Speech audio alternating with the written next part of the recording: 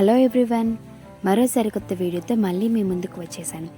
ఈరోజు లేపాక్షి దేవాలయం గురించి మాట్లాడుకుందాం. ఇది అనంతపురం జిల్లాలో పట్టణమైన హిందూపురం నుంచి 16 కిలోమీటర్ల దూరంలో లేపాక్షి గ్రామం ఉంది. ఇక్కడ ఉన్న వీరభద్రస్వామి దేవాలయం యునెస్కో వారసత్వ కట్టడాల తాత్కాలిక జాబితాలోకి చేరింది. లేపాక్షి దేవాలయాన్ని ఆనాటి మేధావులు అద్భుత చిత్రాలతో పౌరాణిక గాథలతో నిర్మించారు. శివ, వీరభద్ర, వైష్ణవాలయాలకు సమానమైన ముఖమండపం పైకప్పు, లోపల భాగాన మహాభారత, రామాయణ పౌరాణిక గాథలను లిఖించారు. వీరభద్ర దేవాలయపు గోడల మీదను, శివాలయపు అర్ధమండపంన శివకథలతో అలంకరించారు.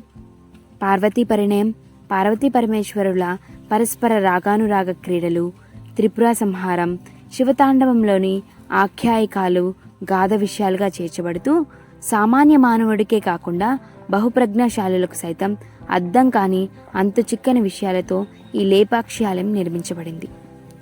ఏకశిలతో చెక్కబడిన మహాగణపతి విగ్రహం, బసవేశ్వరుని ప్రతిమ, సర్పలంకరణతో వీరభద్రస్వామి విగ్రహాలు ఒక ఎత్తైతే, ఆలయం మొత్తం ఒక స్తంభంపై ఆధారపడేలా నిర్మించబడి ఉండటం మరో విశేషం. స్థల పురాణం ప్రకారం రామాయణంలో రావణాసురుడు సీతను అపహరించుకుని వెళ్తుండగా కూర్మ పర్వతం పైన జటాయువు అడ్డగిస్తుంది. రావణుడు ఆ పక్షి రెక్కలను నరికివేయగా ఆ స్థలంలో పడిపోయినట్టు ఆ పిమ్మట సీతాన్వేషణలో ఆ స్థలానికి వచ్చిన శ్రీరాముడు జటాయువును తిలకించి జరిగిన విషయం తెలుసుకుని ఆ తర్వాత ఆ పక్షికి మోక్షం ఇచ్చి లే పక్షి అని ఉచ్చరిస్తాడు. లే పక్షి అను పదమే క్రమక్రమంగా లేపాక్షి అయినట్లు స్థల పురాణం ద్వారా తెలుస్తుంది.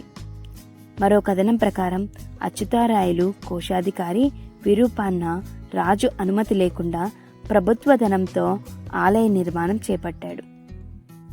నిర్మాణం చాలా వరకు పూర్తయి కళ్యాణ మండపం నిర్మాణం జరుగుతున్న సమయంలో రాజుగారికి విరూపాన్న వ్యతిరేకులు ఈ విషయం గురించి చేరవేస్తారు.